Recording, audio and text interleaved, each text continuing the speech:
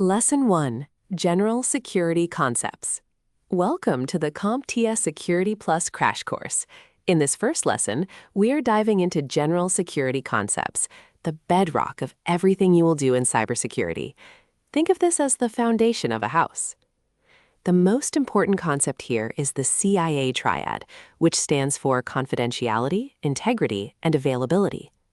Confidentiality ensures that only authorized people can see data, often through encryption and access controls.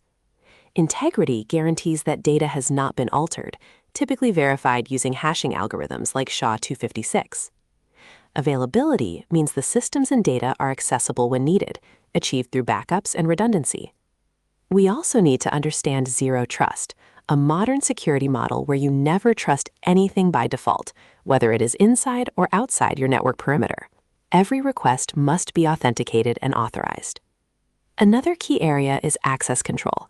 You will need to know the difference between identification, which is who you claim to be, authentication, which is proving who you are, and authorization, which is what you are allowed to do.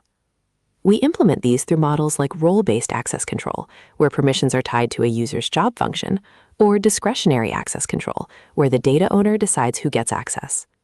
Finally, get comfortable with the basics of cryptography.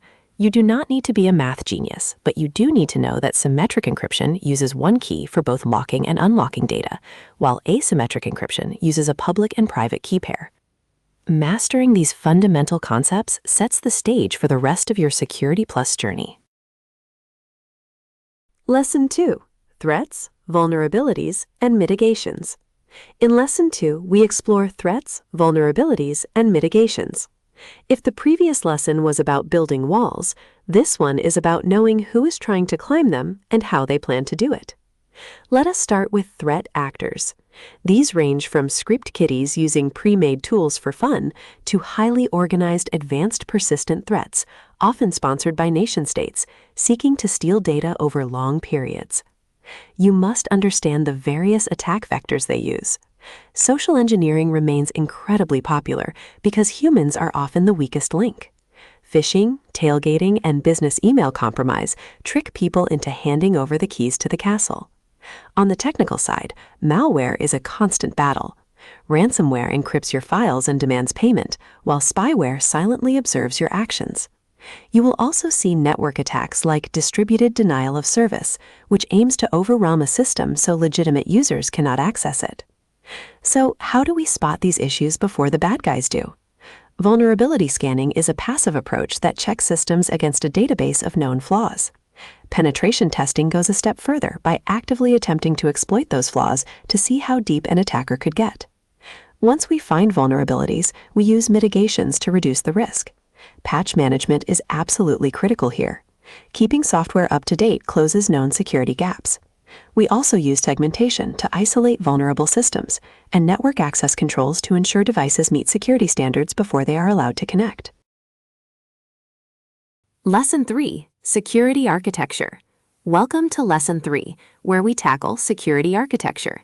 This is all about designing environments that are inherently secure, whether they are on premises or in the cloud. A core principle here is defense in depth. This means using multiple layers of security controls so that if one fails, another is there to catch the threat. Picture a medieval castle with a moat, high walls, and guards. In networking, this translates to using firewalls at the perimeter, intrusion prevention systems on the internal network, and endpoint detection and response software on individual computers. Cloud security is a massive part of modern architecture and a big focus of the Security Plus exam. You need to understand the shared responsibility model. If you use software as a service, the provider handles most of the security, but you are still responsible for your users and data. If you use infrastructure as a service, you are responsible for securing the operating system, applications, and virtual networks. Another vital architectural concept is secure application development. Security cannot be an afterthought bolted on at the end of the software development lifecycle. It must be integrated from the beginning, a practice known as DevSecOps. We use techniques like static analysis to check the source code for vulnerabilities without running it, and dynamic analysis to test the application while it is executing in a runtime environment.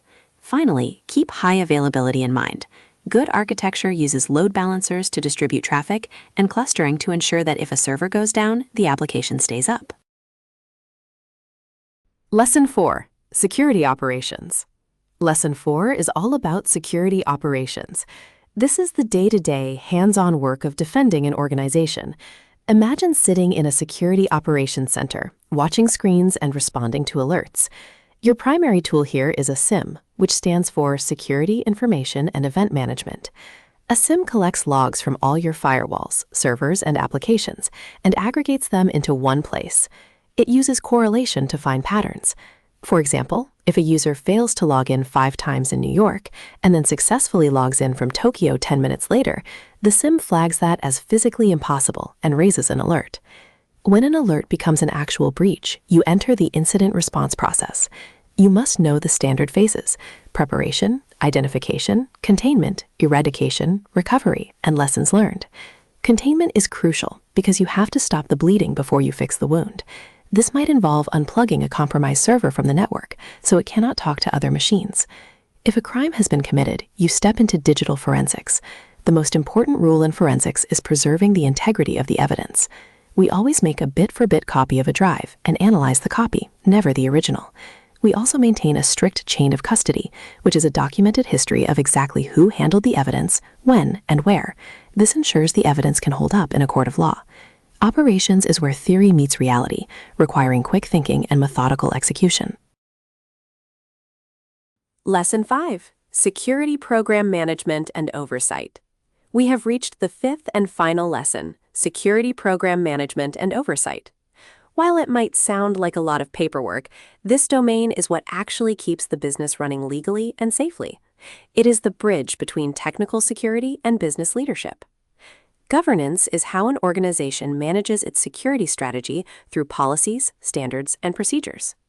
Policies are high-level rules set by management, like an acceptable use policy that tells employees what they can and cannot do on company computers. Risk management is the heart of this domain. We cannot eliminate all risks because doing business inherently involves risk. Instead, we identify risks, assess their potential impact, and decide how to handle them.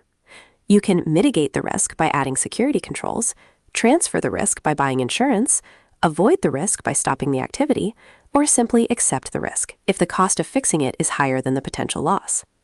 You will also need to understand compliance. Depending on your industry, you might be legally required to follow frameworks like HIPAA for healthcare data or PCI DSS for credit card information.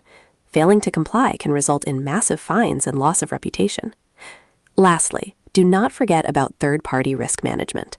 When you hire a vendor, you are extending your risk perimeter. You must evaluate their security posture before granting them access to your network or data. Mastering these oversight principles proves you understand how cybersecurity supports and protects the entire organization. Thanks for watching. For free practice questions, study guides, and flashcards, visit exampreprise.com. Good luck on your exam!